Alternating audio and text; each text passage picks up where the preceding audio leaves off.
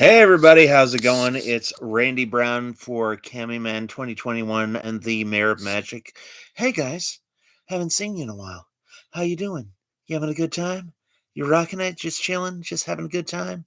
Yeah. So it's been quite a while since I've done a stream, quite a while since I put a video. I've been putting focus on more important things.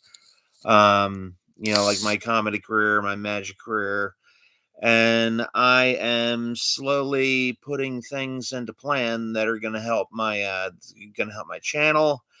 Uh what's cool is the last 9 days, except for the last 9 days, I've walked every single day. So that's pretty cool. So, I'm getting out there working on my health, just doing what I do. And today was a momentous day. I got to see Deadpool versus Wolverine, and let me tell you, Deadpool versus Wolverine was freaking sweet. It was pretty good. And if you haven't seen it, go check it out. It's a great movie. And I got some notes on it. Again, this is a non-spoiler review, but I will tell you, about a few things that are in the movie, but it's non-spoilers. I'm not going to tell you which characters came back, but number one, it's the best Marvel movie in 5 years. It's the best movie since Avengers Endgame, and that includes Guardians of the Galaxy 3. Like, it is a really, really super cool movie. Disney really knocked it out of the park with this one. And then the next thing I have to say is there are cameos out the wazoo. Like, the people you thought were dead came back. Characters from franchises you thought were dead came back. People swap roles, and it makes 100% perfect sense. Uh, so it was a really great movie, and it is funny. The writing is on point and witty. Hello, Yakov. Hello, Mr. Lantern. So yeah, if you haven't seen it, definitely go see Deadpool 3. It's number one, it's the best Deadpool movie there is. Better be good in here, yeah. So yeah, it's the best Deadpool movie there is, and it's the best Marvel movie in 5 years, Guardians of the Galaxy included. So, and a lot of you might be wondering, Randy, is it Disney-fied? Is it like, did they tone down the violence? Did they tone down the cursing? And the answer is absolutely 100% no. This was a very, very, very hard R. Very hard R. There was lots of blood, lots of violence, lots of cursing. The fact that it is a Disney film did not keep the producers from holding back. It is hard R. I think if they put some boobs in it, it would be rated X. I mean, it's they go balls to the wall with the violence. And some of the jokes are really hilarious. Some of the jokes really catch you off guard. And the best joke in the entire movie is in the end credit scene. But this is a Marvel movie, so you always got to stick around for the end credit scene. So stick around for it. It's brilliant. It's hilarious. I mean, it literally had me dying of laughter. I mean, I literally ran out of breath when I was laughing at the very last scene in the movie. It's hilarious. So, and another thing about it is that it's got heart. It's got a good message. It's about, doing something that matters in your life and doing it for the good of the people, and doing it not because you need to, but because the people you count on need to. So it's got a good message, it's got a good theme, got a good moral. What up, Lucky Chucky? So it's got a good theme, it's got a good moral. It's not all blood and violence, it's got heart to it as well. And then another thing is the special effects are off the hook. There's a few scenes where they could have held back on the effects. They could have done a crappy job.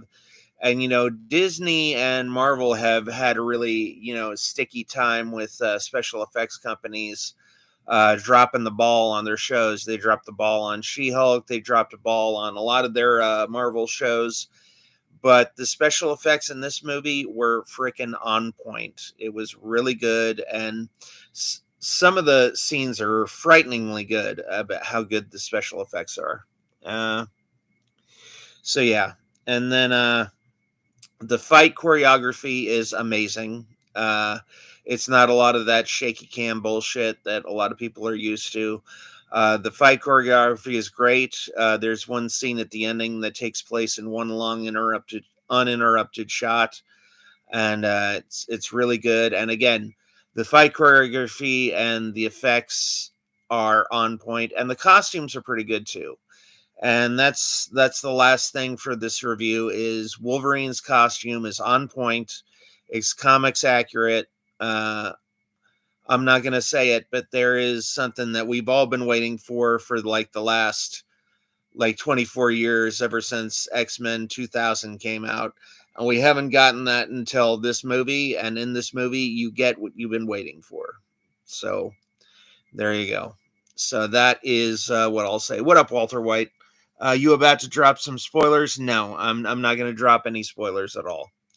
Everything that I said, there were no spoilers. And actually, I'm ending the review right now, and then I am now switching into uh, and now I'm going to switch into my favorite 20 movies of all time, and I'm going to be reading them in reverse order. So I'm going to start with my least favorite, which is the 20th, and then I'm going to go to my first favorite, which is number 1. So now number 20, a lot of people don't like this movie, but I do. My 20th movie is Iron Man 2.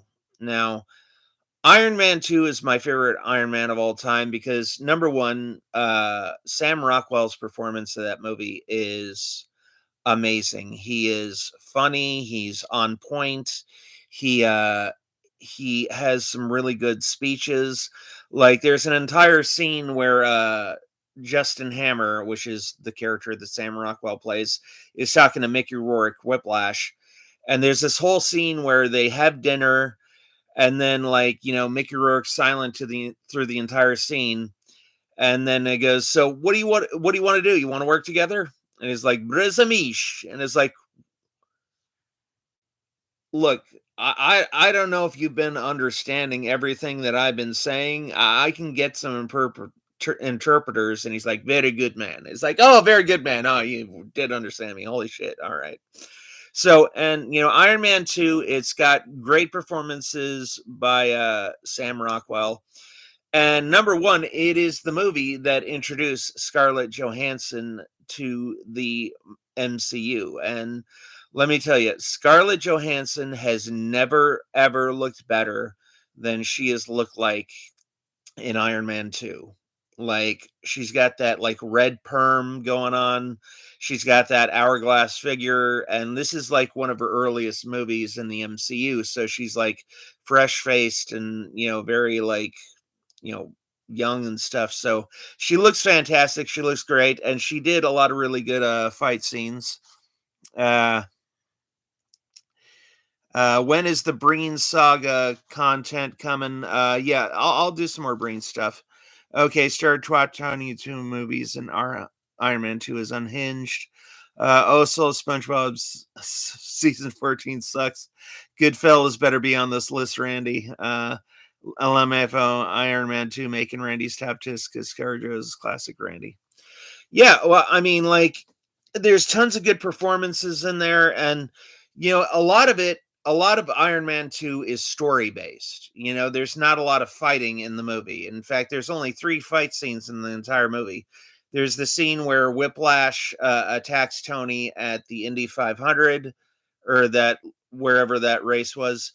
And then the second scene is where Tony Stark fights War Machine. And then you got that third fight scene at the end where, Iron Man and War Machine fight Whiplash and, kick his ass. So there's only really 3 fight scenes in there, but it's a really great movie. And the performances are sensational. Like Robert Downey Jr. does an amazing job. And he's particularly good in this one. and it had a cameo of Stan Lee as that famous news guy. Uh, yeah. So number 19 is Limitless. Now, I love Limitless. It's one of my favorite movies, and the reason is because it's a smart movie. It's a really smart movie. I mean, you almost wonder if the writer of the movie didn't take a smart pill. And actually, Limitless was what first got me into my love of nootropics and nootropics medication. And and it's got Bradley Cooper. He does a sensational job. It's got Bobby De Niro in it. He does amazing job. The girl in it, she's pretty hot, and there's just tons of smart stuff. And I mean, like, globetrots, and like there's like tons of villains. You got Robert De Niro, you got the Russian guy, you got the guy who's trying to one up him, and then we have the amorous opponent. And if you don't know what an amorous opponent is, an amorous opponent is, like a opponent is whoever blocks the hero in achieving his goals. So if he loves somebody and that person is trying to get away from him, that makes them the amorous opponent. So there's like four different villains in the movie, and it's a pretty good movie and pretty solid. Yeah. Good Bradley Cooper movie. Yeah, they made a show too. Yeah, I didn't like the show Lucky Chucky. The show started out great. The first two episodes were serious. The first two episodes were like, okay, we're going to make this like a CSI thriller. But after the third episode, they got really like, oh, we're going to turn this into a goofy comedy. I was like, no, the Limitless, you got it right with the first two shows. It should be a thriller. You should keep it that way. You should, make it about the political intrigue, and you should make it about, like, him trying to, one up Bradley Cooper. But I liked the first two episodes of Limitless, the show, but I didn't like the first two. I didn't like the first or the successive episodes after that. Is that where the guy becomes limitless? No, he says, Bobby De Niro, you aren't his friend. I can say Bobby De Niro if I want to. Okay, so next up is Lucy. Lucy is almost kind of exactly like Limitless in the fact that it's a um in the fact that it's a person who becomes super smart by ingesting drugs. Now, again, it's Scarlett Johansson, and I'm a big Scarlett Johansson fan. You'll see some more films. Well, actually, no, not from her on this list, but yeah, Lucy was great. It was about a woman who becomes a drug mule, and the drugs leak into her system, and eventually the drugs make her super smart, and eventually after that she starts gaining superpowers. So yeah. And then next up on the list is number 17, which is one of my favorite Natalie Portman films of all time, The Professional. I really like The Professional. It was a Luc Besson movie. Luc Besson's the guy who also directed Lucy. Luc Besson is a fantastic director. He's directed tons of classic movies like La Femme Nikita, and there's other movies too. But The Professional was great. Yeah. So The Professional was about a hitman, and he kills people in the apartment, and he kills people, and some cops go to the apartment next door to his and kill an entire family. And the little girl goes to the professional's door, and she pretends like she's not with her family, and she becomes a pupil and a protege of Jean Reno, who plays the professional. And the professional is he's got a very like childlike aura to him, and yeah, so he's got a very childlike aura, and he teaches her how to kill, and eventually they take on the people who killed her family. And again, it's a really great movie. The next one, number 16, is Star Trek: The Wrath of Khan. Now, Khan was probably the greatest villain of all time on Star Trek. He was in Star Trek Into Darkness. Benedict Cumberbatch played him. But in Star Trek: The Wrath of Khan, Ricardo Montalban played Khan. And he was actually in the TV series in an episode. And they brought him back. He's scary as hell. And the opening scene where you meet him for the first time in the movie is like an amazing scene. Like Chekhov and this other dude get caught, and there's this big long scene where this guy in a mask comes in, takes off his helmet. He's got like bandages all over his face. He takes off the bandages, and then under that he's got like a little face mask, and he pulls down his mask, and then it's like boom, there's Ricardo Montalban. And it was a great entrance. And then he tortures Chekhov and the other dude, and he uses this little slug thing. And the effects on this little slug thing are amazing because it looks real. It looks like an actual live creature that would actually be in nature. And, if you look at the slug thing in Star Trek 2009, like the thing that he puts inside Pike's mouth, that doesn't look real at all. That looked like, some little plastic thing. But the effects on the slug in Star Trek: The Wrath of Khan are amazing. It looks like an actual insect. It looks like it's a real live insect. And then, Khan basically, totally destroys Captain Kirk. He like busts his ship up. He, kills a bunch of his friends. I mean, and Kirk, he barely gets him and his crew out of this situation. And there's a great finale, and the music is fantastic. Whoever did the score did a great job. I think it was James Horner.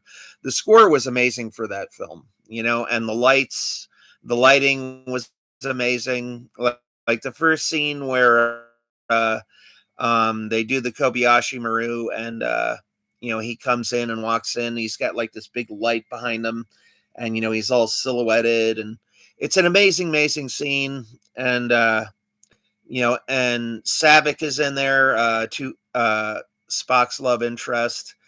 And there's a big scene at the end in Star Trek: The Wrath of Khan that is mirrored in Star Trek Into Darkness. And it's just an all-around freaking great movie. Number 15 is Casino. I like Casino even better than I like Goodfellas. And the reason I like Casino better than I like Goodfellas is because when Casino came out, I lived in Las Vegas at the time. I lived in Las Vegas in 1995, and a lot of the story of Casino takes place in Las Vegas. And I've actually been to a lot of those locations, and I've been in a lot of those casinos. So, I mean, that movie was basically showing off all Randy's old stomping grounds. So, me and Mom would go to the casinos all the time. She would take me to the Broadway, or she would take me to the stage shows. I saw magic shows. I saw Starlight Express when I was a kid. I saw Cats in Las Vegas when I was a kid. And, a lot of those casinos in that movie I have been in, and Robert De Niro gives a great performance. Joe Pesci and Sharon Stone give great performances. James Woods is in it. He does an amazing job. And, at the end of the movie, they show a bunch of explosions. And my mom actually has one of those explosions on camera. She was at it. Like the explosions in the movie, those were actual casinos being demolished and destroyed. And my mom was actually at one of the demolitions and got footage. Unfortunately, I can't show you the footage because it was 1995 and the video camcorder she had was a VHC camcorder, which stands for VHS compact. So they don't make those anymore. And it would be a real pain in the ass to find a VCR to transfer that or even show it to you on a monitor. But yeah, Casino was a great story. And what a lot of people don't know is that Casino is based on a real story. And another funny connection is one of the guys I helped get his book published. He was the lawyer for the Hole in the Wall gang, and the Hole in the Wall gang was led by Joe Pesci's character in Casino. So I actually know the lawyer for the actual Hole in the Wall gang. So that was pretty cool. I'd rather watch Goodfellas than Casino. Yeah, no. Well, this isn't your top favorite list, Yakov. This is my favorite list. So you can go do your own list if you want to. So yeah. Number 14 is Psycho. The reason I got Psycho on this list is because Psycho is probably the oldest movie on this entire list. And the reason being is that it's such an amazing movie. It's Alfred Hitchcock. It's a fantastic movie. But it's so old and yet it is still so good. Oh, I'd rather watch Goodfellas or Casino rather than The Godfather. Oh, no, I didn't. I misread your comment. Sorry. Okay, but yeah, Psycho is an amazing movie. It's still good by today's standards. The special effects, the like little opening credit sequence. They had somebody do a really elaborate opening credit sequence where the lines are going all over the place. It would be it would be unremarkable by today's standards, but if you look at it like for that movie at the time it was an amazing movie. And Psycho probably has one of the greatest twists of all time. I mean, it's right up there with Empire Strikes Back. I think Empire Strikes Back and Psycho probably have the most greatest freaking endings of all time. The next one up is Batman 1989. And Batman 1989, one of the things with this movie is if you lived in that era, like in the 80s, I grew up in the 80s. I was born in 1979 and I was there for all of the 80s. But growing up in the 80s, there's this big debacle where everybody said, oh, Michael Keaton can't be Batman. He's skinny. He's a dork. He's a nerd. He can't do jack crap. You know, like Arnold Schwarzenegger should be Batman, or Sylvester Stallone should be Batman, or somebody intimidating should be Batman. But you know, nobody believed in Michael Keaton, including myself. When I saw him on Jay Leno and David Letterman, I was like, this is who we get to play Batman? Really? Really? We're going to get Beetlejuice and Mr. Mom to play Batman. Give me a freaking break. But when Batman 1989 came out in theaters and we saw Michael Keaton's performance, it freaking blew me away. He took everybody by surprise. He shut all the haters up. He was one of the best Batmans of all time. He had the intensity, he had the charisma, he had the humor chops, he had the fighting chops. I mean, he did everything, and he got into pretty damn good shape for the movie. Yakvo says, I hope Batgirl gets leaked out just to see Brendan Fraser and Michael Keaton. Yeah, that'd be cool. Yeah, but you know, I mean, the thing about Batgirl is the reason they didn't release Batgirl is because they said it was horribly bad.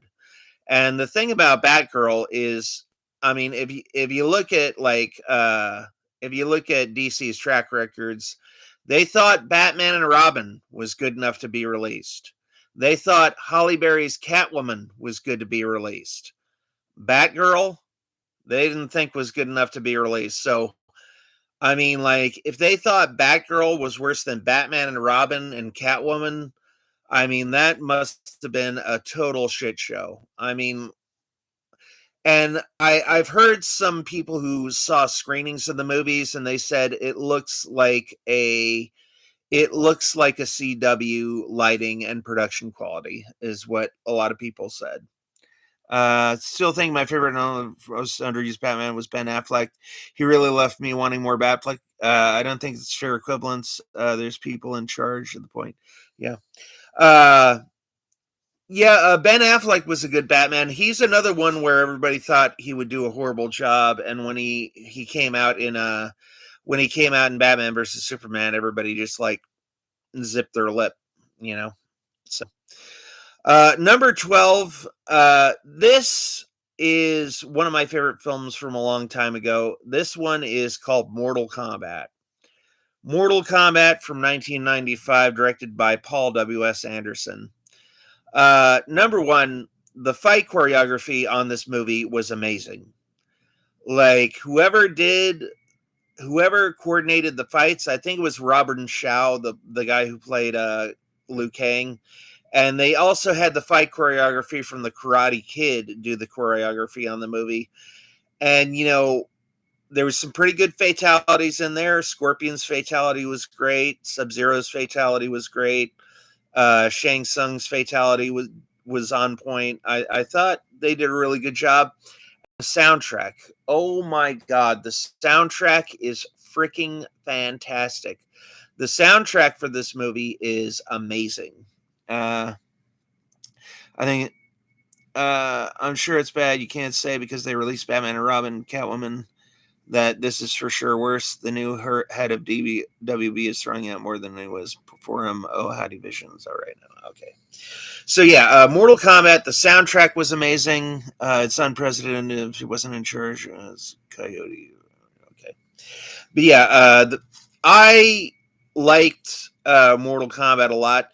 And I still think it's one of the best video game movies of all time. Like, hands down. I mean, if you don't think it's the number one coolest video game movie of all time, I mean, you got to admit, it's at least in the top 5. You know, like, the cinematography is fantastic. The lighting is fantastic. And I just think they did an overall good job. They stayed true to a lot of the origins and it was a really colorful movie. You know, there's a lot of bright colors and really like lush locations. The entire thing takes place. The majority of the movie takes place on a beautiful tropical island, and they got beautiful statues. And you know, and Shang Tsung's ending is pretty good. They did a pretty good job with that. And a lot of the special effects, although hokey by today's standards, were pretty good for the time. You know, like, I mean, like the creature effects that they did on Goro were freaking amazing. Now, Reptile, by today's standards, looks cartoonishly bad. It looked like a PS2 cutscene. But for the time of 1995, not a lot of people had seen, you know, fully CGI creatures. There have been a few before that, but, you know, like, it was pretty good. I like the song that went dun dun dun dun dun dun dun dun dun dun dun dun dun dun dun dun dun dun dun. Yeah, and you know, they play, and that's another thing that's good about Mortal Kombat is that you know, they had the song, and the song is freaking iconic. The song is amazing, and a lot of people don't know that when the original Mortal Kombat movie or when the original Mortal Kombat video game came out, if you go to the arcades and you looked in the arcade screen, it had like a little commercial for the CD soundtrack, and the CD soundtrack was by the Immortals, and there were like 8 songs of all the main characters in Goro. And then there were 2 different versions of the Mortal Kombat theme song. And let me tell you, that freaking CD is gold. I mean, the entire soundtrack is amazing. There's not a bad song on the entire soundtrack. It's a freaking amazing CD. I love techno, and that's one of my favorite techno CDs of all time. It's one of my favorite soundtracks of all time. So, yeah. Number 11 is Pulp Fiction. Pulp Fiction was a great movie. It's hands down my number 1 favorite Tarantino movie. That is not the Mortal Kombat theme, Randy. What the heck was that? If it's iconic, why didn't you sing it there? Mortal Kombat and Blade have such great soundtracks. Yeah, I know. I was joking, Yak, though. It's called a joke. Mortal Kombat. Dun, dun, dun, dun, dun, dun, dun, dun.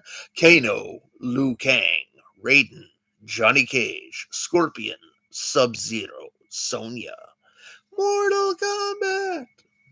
Yeah, it's a great song. It's a great song. And I used to play that song full blast. I played it like 100 times in one day. And now my mom cringes whenever she hears the Mortal Kombat theme. She's like, "Shut that shit off." Like I played that CD so many times that it is burned into my mom's subconscious, and she absolutely hates the Mortal Kombat theme because I played it ad nauseum like 50 billion times. You got the names right, but the Duns weren't. Oh, okay. So yeah, number 11 is Pulp Fiction. Pulp Fiction is one of the greatest nonlinear stories of all time. It's probably my favorite of all Quentin Tarantino's films, without a doubt. I mean, he came on the scene with Reservoir Dogs, but the thing that solidified Quentin Tarantino as a superior filmmaker was Pulp Fiction. I think it's not even arguable. Like Pulp Fiction is hands down Quentin's best film. Uh, how did you screw up the Mortal Kombat melody? I don't know. So yeah, so it was an amazing movie, and it was one of the things that brought John Travolta back from the dead, and it's one of the things that brought Uma Thurman back from the dead, because they're before that movie, their careers were kind of floundering. They were kind of not in a good space, and Samuel L. Jackson had done some work before, but it like his role as Jules was freaking amazing. He did a freaking awesome. Uh, he has some of the best lines in the movie. Like, is that a big Kahuna burger? That's a tasty burger. And then there's just so much cool stuff in that movie. And Tim Roth is in it, Amanda Plummer's in it, Frank Whaley is in it. I think Pulp Fiction is probably Frank Whaley's biggest claim to fame. He wasn't in really Frank Whaley's biggest claim to fame, other than Pulp Fiction, has got to be Swimming with Sharks, the original movie with Kevin Spacey. But yeah, Pulp Fiction is a movie that put a lot of people on the map. And what I like about Pulp Fiction is that it kind of set the stage for Batman Begins, because Batman Begins takes kind of like place in like the same kind of like nonlinear structure as Pulp Fiction does. So I don't think we would have gotten Batman Begins if Pulp Fiction hadn't laid the structural groundwork in their storytelling. So number 10, this is one of my favorite movies of all time. It's a great Paul Verhoeven film, is Total Recall. Yakvo says, I prefer Jackie Brown to Pulp Fiction, more Sam Jack in action, and I love Robert Forrester. Yeah. Uh, yeah, Total Recall is an amazing movie. I believe I've heard that the original story that it's based on, I think it's called "Do Robots Dream of Electronic Sheep?" I think they said the original story was only 26 pages long, and it was in a magazine, and it was written by somebody famous. I think it was like Isaac Asimov or somebody like that. No, Philip K. Dick. Philip K. Dick. Now, Philip K. Dick's has his stories have been the premise for a lot of famous movies. He inspired the Blade Runner movie, and he inspired AI, artificial intelligence, with Haley Joel Osment. So yeah, nonlinear storytelling has already been around. I don't think Pulp Fiction really influenced it. Part of what makes Pulp Fiction so fun is the story crossover of each other. You see some scenes from another point of view. Yeah. I mean, like, nonlinear structure has been done before, but not on that level and not as masterfully as Quentin Tarantino did it. I don't think there are any other nonlinear movies as good as Pulp Fiction is. And and the dialogue of Pulp Fiction is freaking amazing. Like, Quentin Tarantino really has an ear for dialogue. He really knows how to write catchy, quippy dialogue. But yeah, number 10 is Total Recall, and this is This is the first Arnold Schwarzenegger movie on the list, and there's going to be more, but this movie was fantastic. It was futuristic. I mean, like, I think Vision said in one of my earlier streams that a lot of these old movies are even better on a recent viewing. And I recently watched Total Recall again, and it is just as good as when I plop down and watch it for the very first time. And what's funny is it actually has a moment that may or may not have influenced the Matrix, because there's a scene in the middle of the movie where Arnold Schwarzenegger is asked to swallow the red pill, and if he swallows the red pill, he'll wake up, and if he doesn't swallow the red pill, he'll be stuck in the Total Recall machine, lobotomized. And he spits the red pill in the guy's face and kills everybody. But yeah, it was a really bloody movie. And if you know anything about Paul Verhoeven, you know that Paul Verhoeven is a bloody director. Like, a lot of his movies are very violent and very gory. So, and number 9 is another Arnold Schwarzenegger movie, is Predator. The movie was freaking awesome.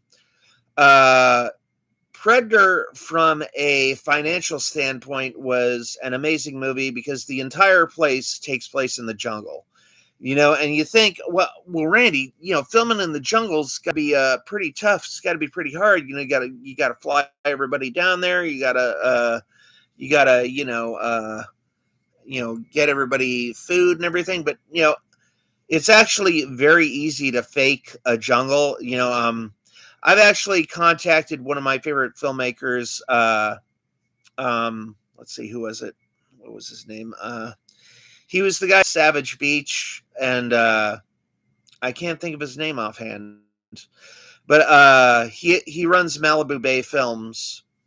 Andy Sedaris. I actually contacted Andy Sedaris, and his wife wrote me back. And I always said I always wanted to see what a real movie script looked like, and they sent me the 40-page script to Return to Savage Beach. And on the Return to Savage Beach DVDs, they say, shooting in a jungle is really easy. We actually shot our jungle on a golf course. So what we basically did is, the golf course has edges where it's all trees. So, what we just did is we just shot the actors against the trees and didn't show any of the golf course. And it looks like our characters out in the jungle when literally 15 feet away, people were playing golf.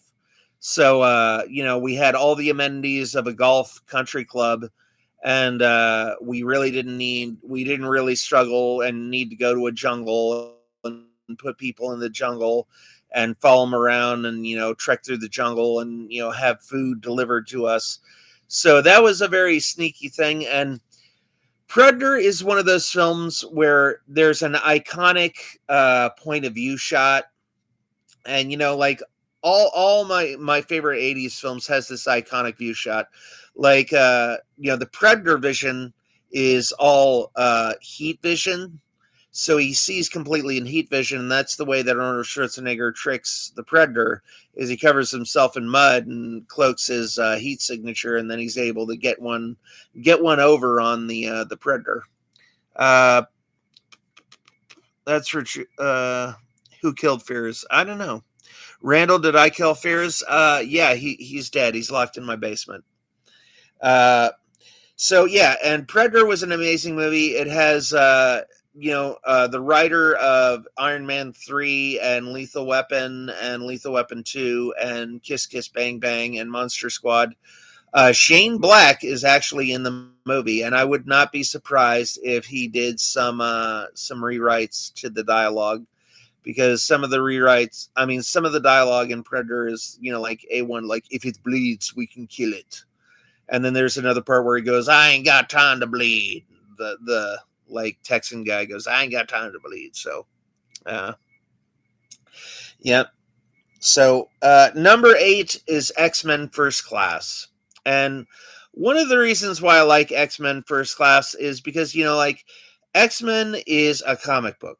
It is primarily visual. And one of the things that I liked about X-Men First Class is they really nailed the look of a lot of the characters. Like a lot of the characters looked very, very close to how they look in the comics. They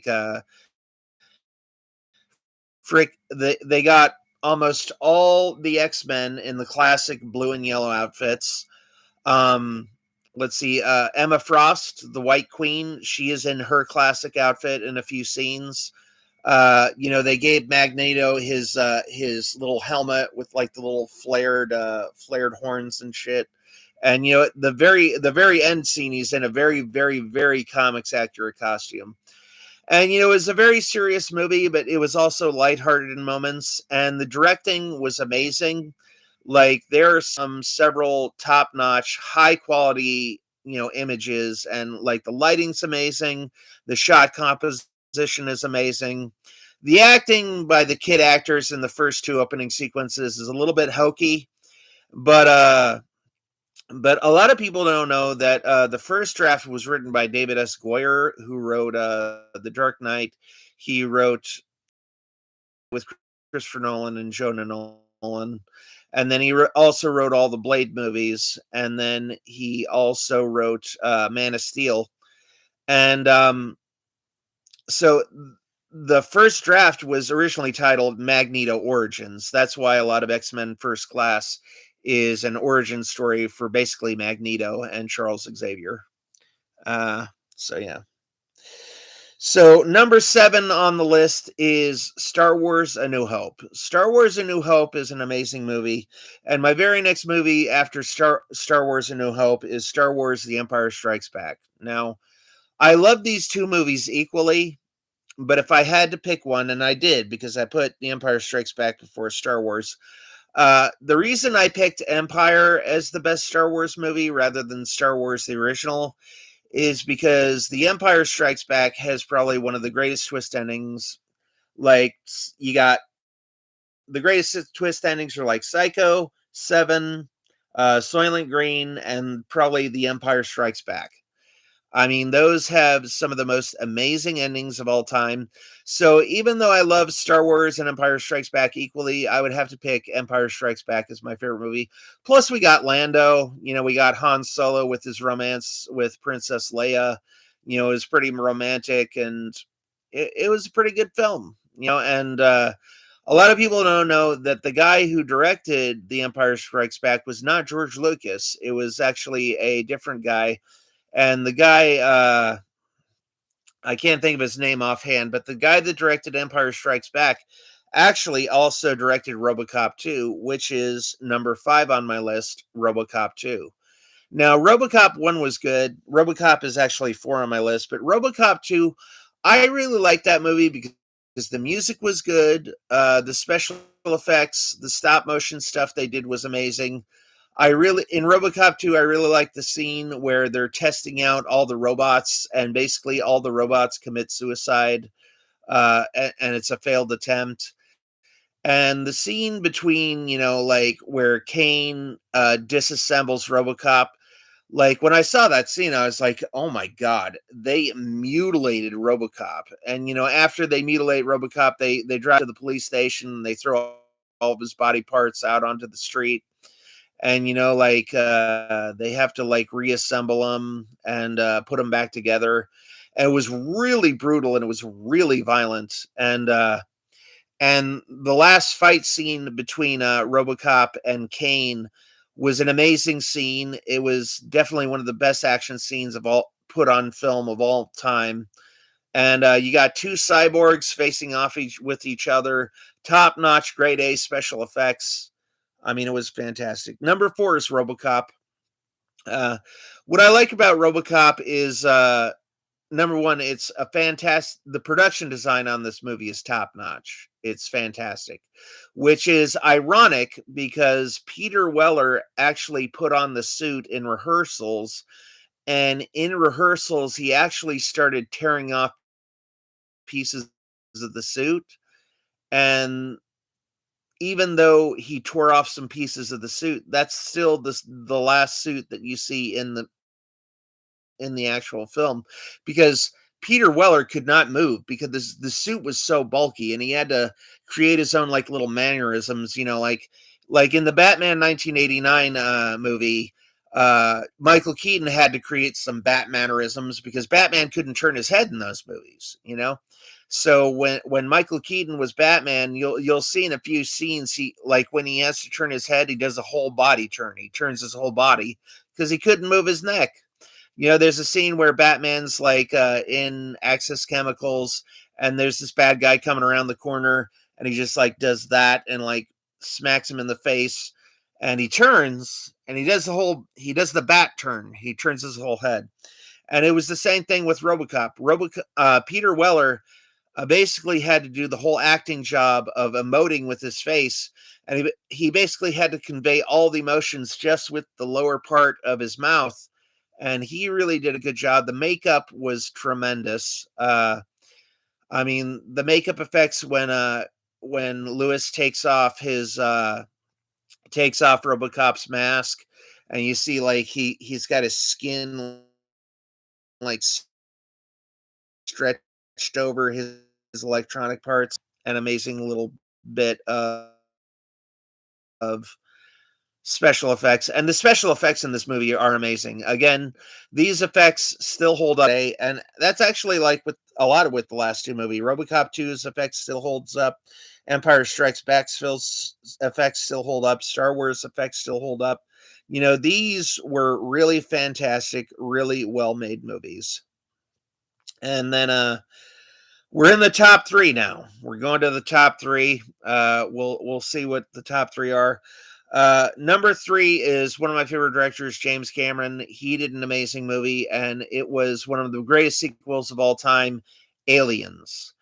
Aliens was a fantastic movie. One of Sigourney Weaver's best movies of all time, hands down.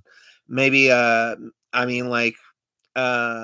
in the Mist was good. I think that won a few Oscars, and then Alien was good, but Aliens was a really great film. It was really well directed, and I've actually been doing studies into Navy SEALs and the military, so I can write military movies for my clients on Fiverr. And I've done a lot of research, and I look back at Aliens, and a lot of the technical details and a lot of the paradigms that actual Navy SEALs and the actual military people live by are actually pretty damn well represented in Aliens. Like James Cameron, I mean, hats off to you, because in Aliens, a military unit goes down to a colony to try to find survivors, and they find aliens and they fight, and then eventually a lot of them get killed off and they escape the planet. But a lot of the military details are actually very good. They're very on point. They did a really good job. It feels really authentic. I mean, even though it takes place like 2,000 years in the future, it feels like, yes, these are military people. These are actual people in a soldier environment. This is exactly what the military would be in a few years. I mean, James Cameron did a really, really good job. And again, the directing is amazing. It's what you would expect from James Cameron. And Adrian Biddle did a good job. Adrian Biddle was the cinematographer on this. He was also the cinematographer on, the last shots ever put onto screen are in this movie, and it's a really beautiful movie. Sigourney Weaver does fantastic. Bill Paxton is in it. He does an awesome job, and Lance Henriksen is in it as the android Bishop. He does an amazing job, and there's a cool little scene where Bishop takes his knife, he puts it over Bill Paxton's hand, and he does that little knife game where he stabs the knife really quick without cutting them, and then at the very end he slices his finger just a tiny bit. And then the final scene where Sigourney Weaver faces off against the alien queen is amazing. The scene where Bishop gets ripped in half, it's violent, it's gory, but damn, it looks really real.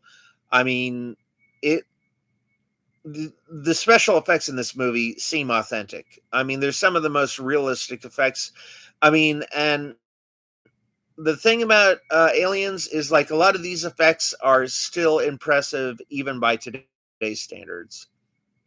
You know, like the whole dock loader thing, the yellow robot suit with like uh little loader hands, like those were amazing. That looked like a real machine. Like you would say like that is, which a lot of people don't know. The actual suit was made out of cardboard, and and it was actually very light and very easy to move around in. But a lot of people don't know that. All right, we're down to number two. Number two movie is a sequel, also by James Cameron, Terminator 2: Judgment Day. Terminator 2: Judgment Day is a landmark film. It is a fantastic freaking movie. There's so many things that I could say about Terminator 2: Judgment Day. Like number one, and here's the thing that Cameron did with Aliens that he also did with Terminator 2. Like he took and like Aliens and Terminator both have strong female leads. You know, one by Sigourney Weaver, the other by Linda Hamilton.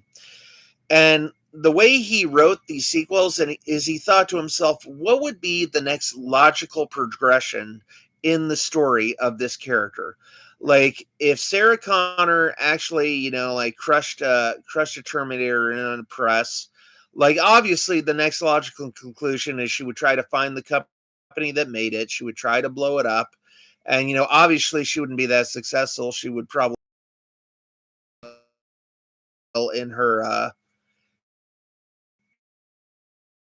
in in her attempts, and she would probably get arrested and she would be probably put into a mental institution. The thing is Arnold Schwarzenegger, because he really didn't want to play another villain with the Terminator, and he said, "You know what?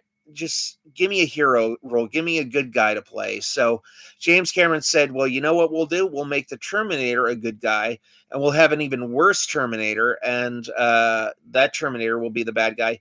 And in the original Terminator movie, they wanted James Cameron actually wanted Lance Henriksen to be the Terminator because he wanted the Terminator to be a normal looking human being that could blend in with anybody, you know, just another man on the street. But, you know, Arnold Schwarzenegger came in, he did his audition, and James Cameron was like, nope, this guy's the Terminator. This guy looks like a killing machine. He looks like he could rip somebody in half and it would be believable. But you know, so they used that idea for Terminator 2 with Robert Patrick. Robert Patrick looks like a normal person off the street. He looks like a normal person who would do whatever. Fierce suggested I watched SpongeBob episode Bassword. Oh, that's good.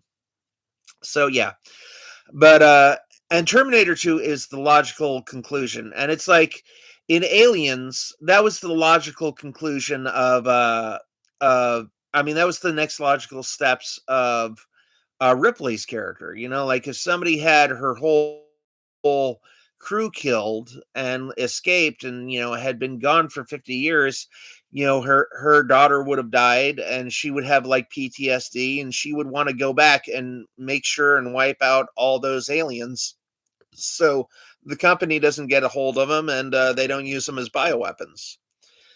So yeah, so that was the the number two. And number one, this is my number one favorite movie of all time. Than this on the planet. Not only is it one of the greatest comic book movies of all time, but it is one of the greatest movies of all time. And Christian Bale's in it. He does an awesome performance. Michael Caine's in it. Heath Ledger did an awesome performance. And of course, I'm talking about The Dark Knight. Now, what's funny about The Dark Knight is it came out while I was in film school, and I actually know a guy who actually hates this movie. And his reasons actually made sense. There's a lot of things in The Dark Knight that don't make sense. There's a lot of, like things that would have to go absolutely perfect for Joker's plans to work in The Dark Knight. Like the Joker's plans are really convoluted and some of them don't make sense. But there were so many holy shit moments in that movie. Like there were so many moments in that movie where you go like, "Oh my god. Wow, is this a dream sequence? Are they going to like wake up in 10 seconds?" It's like, "No, they didn't wake up in 10 seconds. This is really happening." Like there is a scene in the movie where the Joker he's in a meeting with some bad guys, and Michael Jai's White is like, how about I have your boy how about I have my boy here pull your head off? And he goes, I'm gonna show you a magic trick. And he slime comes over, and Heath Ledger takes the guy's head and slams it down into the table. I was like, holy shit. He just rammed a pencil into this guy's cranium, and that guy is dead now. This is that scene where like Bruce Wayne is saying, "Hey, we need to get you out of here." The scene that I remember most vividly out of that movie is the scene where Commissioner Gordon, or he's not Commissioner Gordon at the time. He's talking to the commissioner. Gordon's talking to the commissioner, and he says, "Well, sir, the Joker's made a threat on your life." And the commissioner's like, "You know how I learned to handle these threats, Gordon? I learned a long time ago." And then he pulls out some liquor, and he pours himself a glass, and he takes a sip. And Gordon's like, "No, sir, no, don't do that." And then it cuts. And then it cuts to the judge getting blown up. And then it cuts to the Joker entering the party at Wayne Tower. And then the very next cut, we're back in the Commissioner Gordon's office, and it's a shot of the desk. And the desk has acid all over it, and the acid is smoking. We don't see any blood. We don't see any guts. We don't see any gore. But we see what that acid did to that desk. And we know that the commissioner just downed a glass, and all that acid went right down his throat and killed him. That is an intense scene. And that was about the time this is, and it's one of the most realistic movies of all time, because remember how I told you about, how Batman had to do like a little bat turn to turn his head? Well, they addressed that issue in this movie, and they gave Christian Bale a costume so he could actually turn his head, and he said, it'd make backing out of the driveway easier. Fear said you Yakov and Kim. I didn't say that. I don't know. I'm sure I may have said it at one point in time, but I said it in anger. So, anyways, so there is my list. Iron Man 2. So I'll go back down the list. Number 20, Iron Man 2. Number 19, Limitless. Number 18, Lucy. Number 17, The Professional. Number 16, Star Trek Wrath of Khan. Number 15, Casino. Number 14, Psycho. Number 13, Batman. 12, Mortal Kombat. Number 11, Pulp Fiction. 10, Total Recall. Number 9, Predator. Number 8, X-Men First Class. Number 7, Star Wars. Number 6, The Empire Strikes Back. Number 5, RoboCop 2. Number 3, Aliens. Number 2, Terminator 2, Judgment Day. And number 1, The Dark Knight from the Chris Nolan Dark Knight trilogy. Those are my top 20. Those are my top 20 videos. And so now that I've done the Deadpool versus Wolverine review, and now that I have done the top 20 of my favorite movies, now we are going to go on to goal setting. So here we go. So I've got 7 steps for y'all. So I'm going to be goal setting right now. My goals for the day and my goals for the week. Iron Man 2 in your top 20. Never heard anyone say that before. Iron Man 2 gets shit on a lot. The scene between Justin Hammer and Mickey Rourke, where they meet for the first time, you watch that scene and tell me that's not a great scene. That is an amazing scene. Justin Hammer is just like free flown with this really long speech about how he wants to kill Tony Stark and how he wants to help Whiplash. And then if you look at that scene where Don Cheadle brings the Iron Man suit to Justin Hammer, and Justin Hammer does that like little spiel with the ex-wife missile and the guns and the little spiel that he has. That little spiel is an amazing piece of cinema. I mean, he's funny, he's charismatic, and I mean, he actually upstaged a lot of people. And besides the wrestler, I would say that Iron Man 2 is one of Mickey Rourke's best roles. The wrestler was a good movie, but I think Mickey Rourke really did a good job as Whiplash. And again, it's not an action-packed movie. Like Iron Man 2 only really has about 3 fight scenes in it.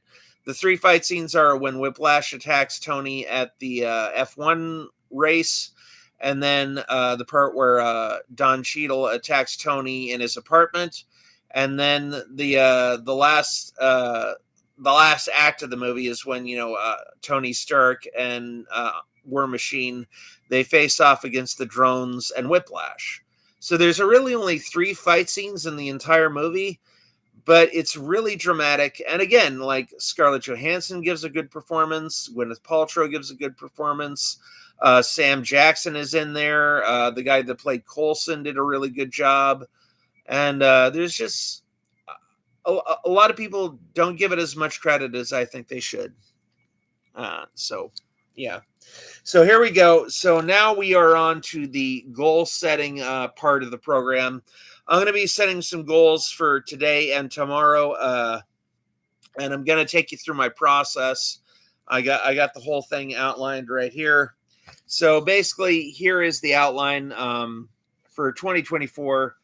Now, when you are doing your goals, you want to follow what I call TORN, and TORN stands for today, right now.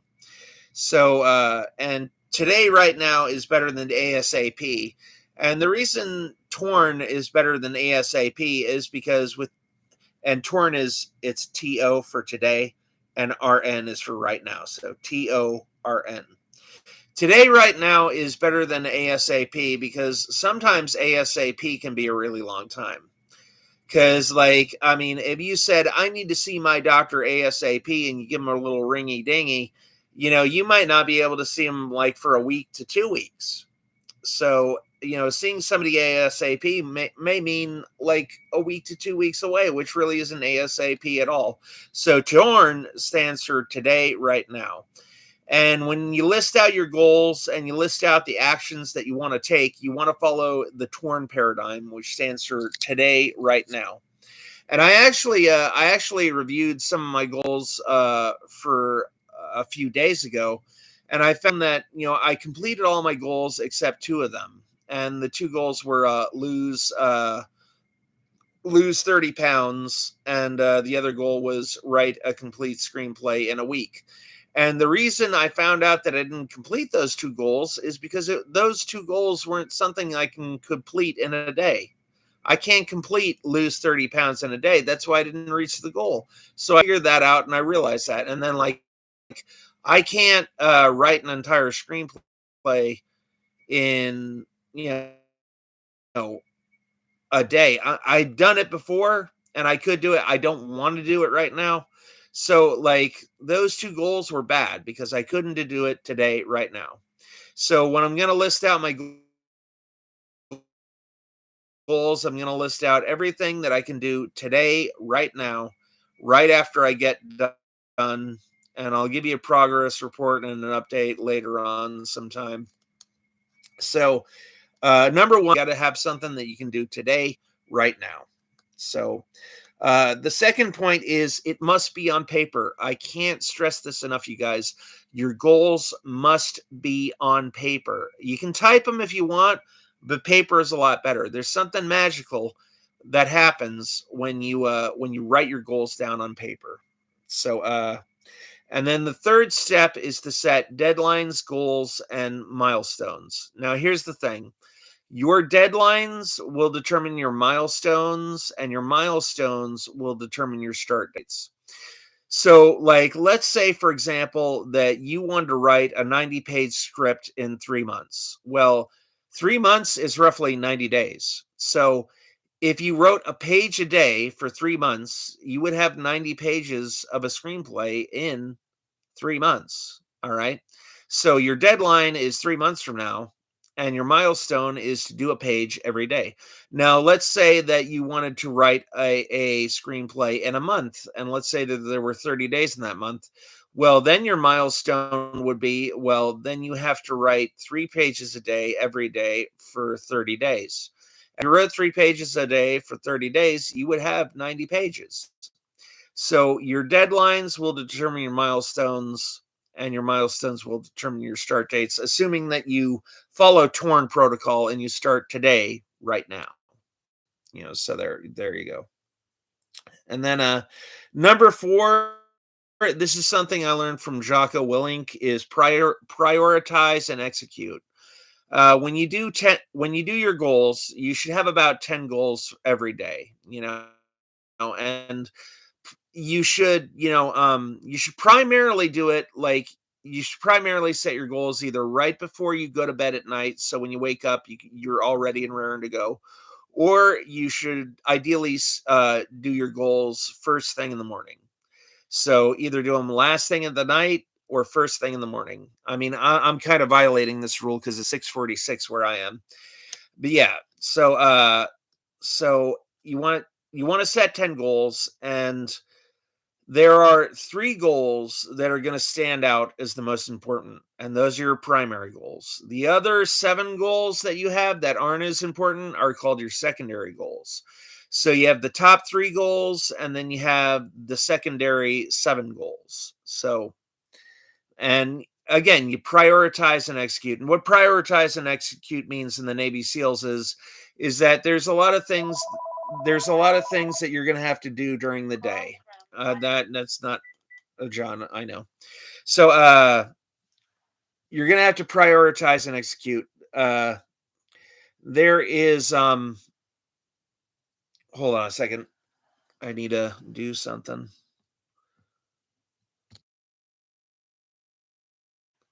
Hold on, I'll be back.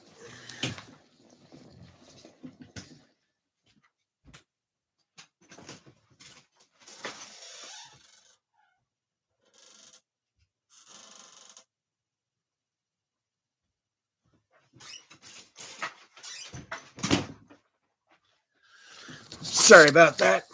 Prioritize and execute basically means, there's a ton of things that you're going to have to do during the day, and you can't do them all at once.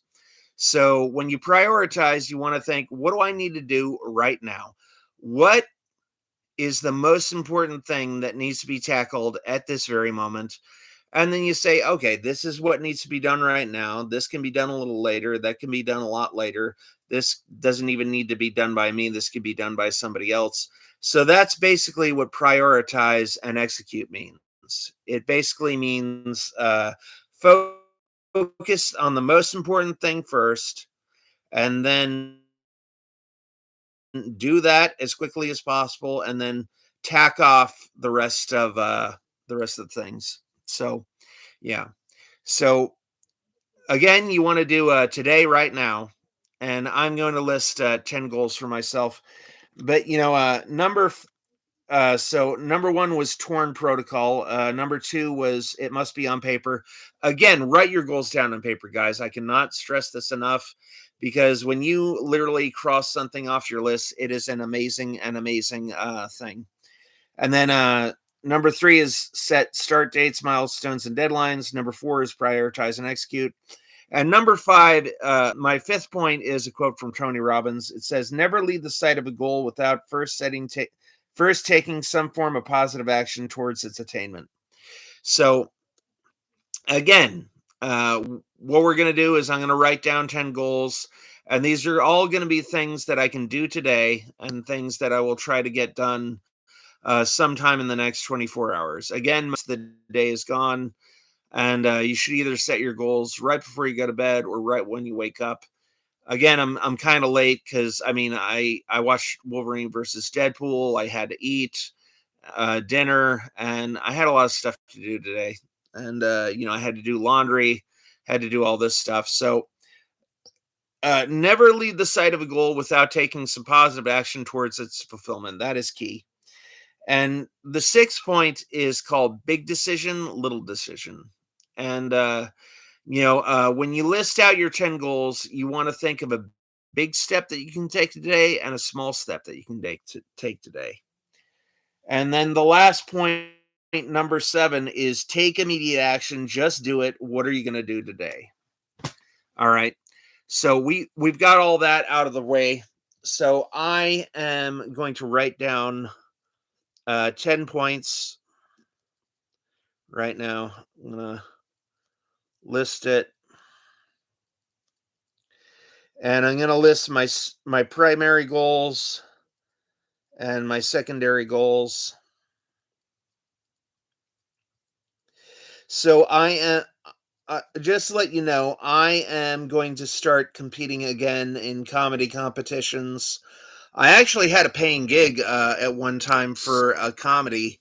They paid me like $65 to do a hour long comedy night at a at a bowling lane, and a lot of people really liked my comedy. And there were judges that scored me, and they gave me score sheets every now and then, and they said, Randy, you have really improved. In fact, the owner of one of the comedy clubs took me aside and he said, Randy, there's tons of comedians better than you. Lots of them can run circles around you, but out of all the comedians we've had, you have come and grown the farthest and the most. So I really want to get back to that. And that was 12 years ago. So if I would have stayed on that and I would have started, kept doing comedy and stuff, I have no doubt that I would, um, be better than I am right now. So, so number 1 is to make $50 today at karaoke. That's something I can do today. Uh, uh, my second goal is to learn 3 new tricks on YouTube.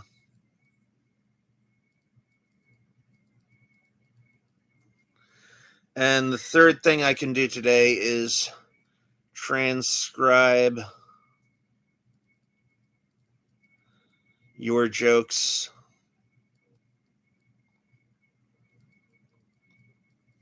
from Notepad to the computer.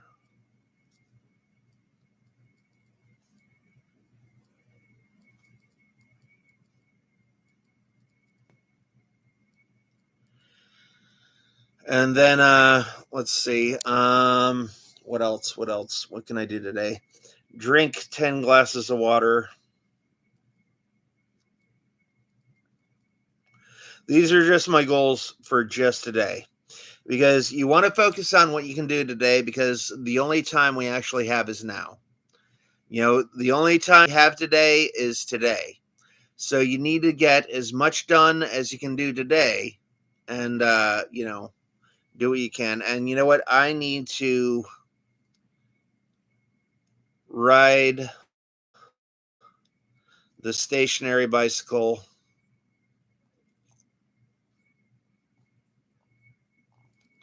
ride the stationary bike for 20 minutes.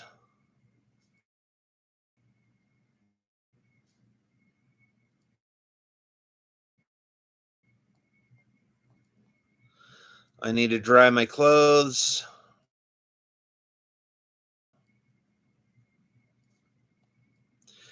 I need to exercise with my kettlebell.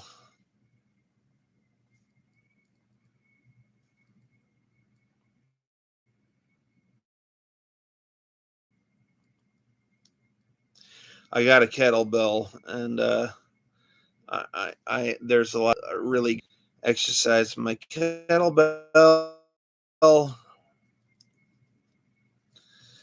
Okay, so make $50 at karaoke is, I'm gonna put a star next to that, and learn three new tricks on YouTube. I'm gonna put a star next to that because I need to get some new stuff. Let's see. I need to contact.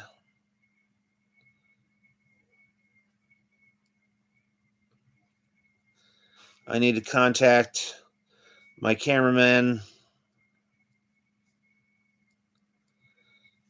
and set a date to film video.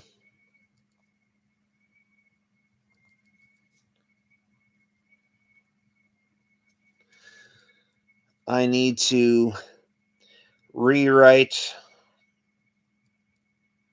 my Blue Cat entry.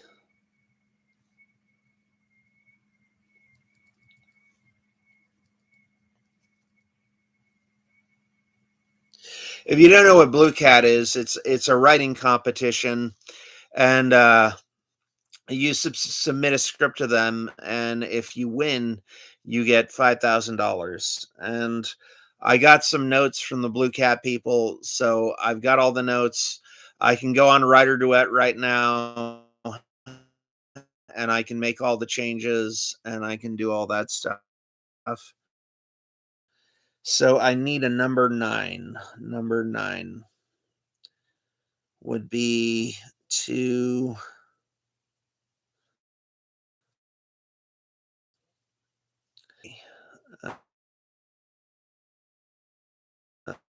uh, oh, you know what? I can put out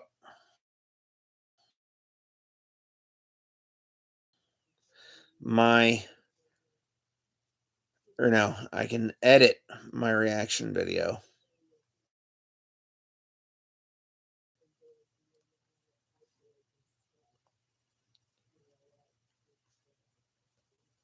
for, okay, so now I'm and rewriting the Blue Cat entry is definitely one of my primary goals, because if I win the Blue Cat entry, that'll be $5,000, and that'll be great. So my primary goals are to make $50 at karaoke. My second goal is to learn three. My second primary goal is to learn 3 new tricks on YouTube, and my third primary goal is to rewrite my Blue Cat entry. And then my secondary goals are to transcribe my jokes from my notepad to my computer. Number 4, drink 10 glasses of water. Number 5 is ride the stationary bike for 20 minutes. Get a little exercise in. I don't want to break my stride again. I've been exercising nonstop for the last 9 days, so I don't want to break my stride and be lazy and fall into atrophy. So transcribe my jokes from notepad to computer, drink 10 glasses of water, ride the stationary bike for 20 minutes, dry my clothes so I'll be ready for karaoke. Number 7, do a 5-minute exercise with my kettlebell. They got these intense 5 minutes workouts that you can do for your biceps. Number 8, contact my cameraman and set a date to film my audition video. I'll contact him on Facebook. And then last is to edit my reaction video for 2 hours. So all of this I'm going to do in the next 24 hours. Uh, Hopefully my tip top goal, make $50 at karaoke. Panels in a nutshell. Those are all the goals for today. And then again, these are my goals for the day. And all of these things follow the Torn model, which is today, right now. And these are something that I can do today. There's something I can do right away, And, this will keep me busy for the next 24 hours. And, my big decision is to make $50 at karaoke, learn new YouTube tricks. And, my small decision is rewrite my Blue Cat entry, because I only need to rewrite like 3 or 4 pages of dialogue and bips and bops here and there. So there you go. That is what I'm doing. So those are my goals. Again, one more time, I'll read them real quick. Make $50 at karaoke, learn new 3 tricks on YouTube, transcribe your jokes from notepad to computer, drink 10 glasses of water, ride the stationary bike for 20 minutes, dry my clothes, exercise with my kettlebell, contact my cameraman and set a date to film my audition video. 9, edit my reaction video for 2 hours, and 10, rewrite my Blue Cat entry. So those are my goals in a nutshell. I hope you've had fun with this. I hope you had fun with this new video. And that was my Deadpool 3 review. That was my top 20 movies. And I just helped you set your goals. So my name is Randy Brown for Cammy Man 2021 and the Mayor of Magic. And you know what I always say is, my name is Randy Brown. I do the card tricks, but you all bring the magic. And I will see you later. Bye.